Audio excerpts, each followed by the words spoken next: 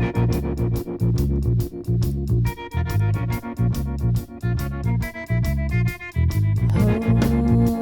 come on, I'm a rough, tough gal looking for some fun. But if your trouble comes, I'll tear you up in the gut. We're gonna tear the town up till we're up with the sun.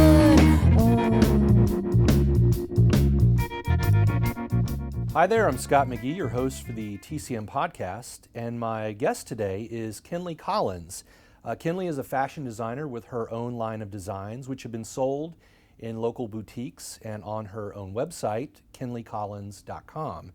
Kenley has appeared on Bravo's Project Runway in 2008 and is currently, as of the date of this interview, one of the top 5 finalists on Project Runway All-Stars on Lifetime. And you also heard some of Kenley's own music with her band Jetblack Bullseye, and we're going to talk a little bit more about her music at the bottom half of this podcast.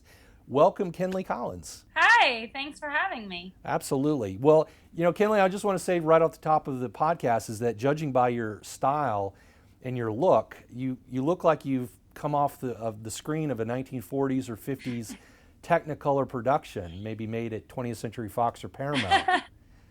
Well, thank you. Well, I'm kind of going for that. Well, one of the questions, I guess, one of the obvious questions is, has classic film, has it had an imprint on your own style and your design? Absolutely. I've been really inspired by old classic movies, especially the gorgeous actresses. I'm from Pompano, and that was, 2.5 hours away from Orlando. So I remember my family had an annual pass to Universal Studios, and my favorite attraction was the Alfred Hitchcock, The Art of Making Movies attraction. And I just fell in love with Grace Kelly and everything that Edith had made her and designed for Alfred Hitchcock movies. And just, I love movies. From there, I just fell in love with all the classics, Audrey Hepburn, Breakfast at Tiffany's, and Marilyn Monroe, Some Like It Hot, The 7-Year Itch, Gentlemen Prefer Blondes. I fell in love with the makeup, the hair, the outfits, the gowns, everything. So were there other things besides the films themselves that inspired you? Maybe poster design or how they appeared in fashion magazines or whatnot? I started looking up cool movie posters, and especially horror movie posters. Oh, really? Yeah. Well, I kind of liked the Hitchcock posters, but I more so liked the cheesy B-movie posters, like The Blob and The Attack of the 50-Foot Woman. Right. And I even I love just recreating posters for my band. It's fun, it's colorful, and of course I love the style. I get all my influences from that kind of 50s and 60s art. And so you mentioned Marilyn and you mentioned Audrey and Grace Kelly. Who are some of your other favorites? Another one I love is Faye Dunaway. A lot of people don't like her, but she is my top. She's number one for me. I think that she's breathtaking. I know she tends to overact, but I loved that about her. I thought it was really cool. And I never could take my eyes off her. She was very entertaining, and even in Mommy Dearest, when she got Worst Actress of All Time, I loved it. I thought it was the best. One of my favorite movies is Bonnie and Clyde. I loved her in that. I loved her style, her hair, her makeup, down to her hats that she wore. I mean, there's nothing sexier than a woman with, a pretty little cardigan, a fabulous hat, and a gun.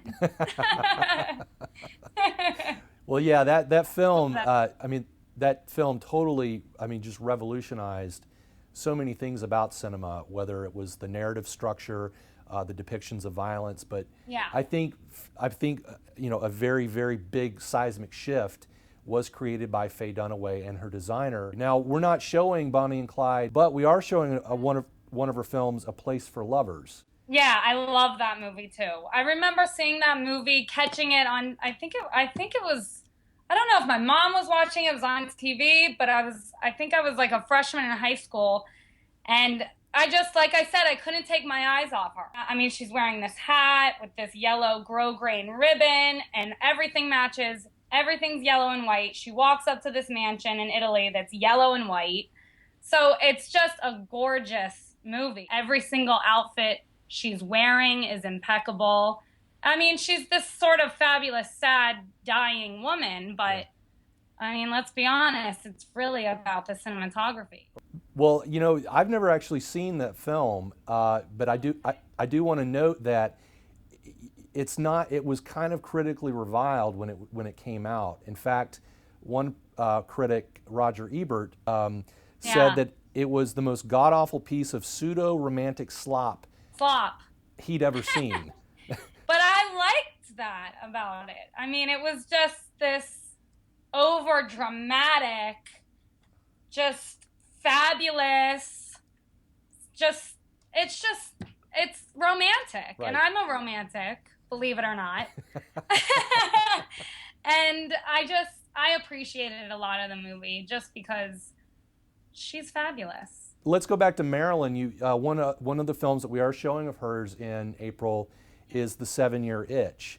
And can you tell us a little bit about why Marilyn was so appealing in The 7-Year Itch? She's not like this effortless sex symbol. She really went out there and used her sex appeal, which I loved about Marilyn Monroe, especially in that movie. Now, the white dress was not my favorite dress in that movie. Oh, really? There's a lot of fabulous... No, of course not. Which one? There's a lot of fabulous clothes in that movie. I love the fantasy sequences of her.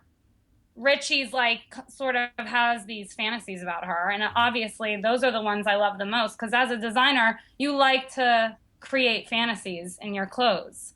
And Richie's sort of having this fantasy about her by the piano, and she's wearing this zebra sequined gown with tulle, and it's just fabulous. I mean, those kinds of things are the reason I became a designer, because you can just create anything in your head and really bring it to life. So let me ask you a little bit about your band, Jetblack Bullseye.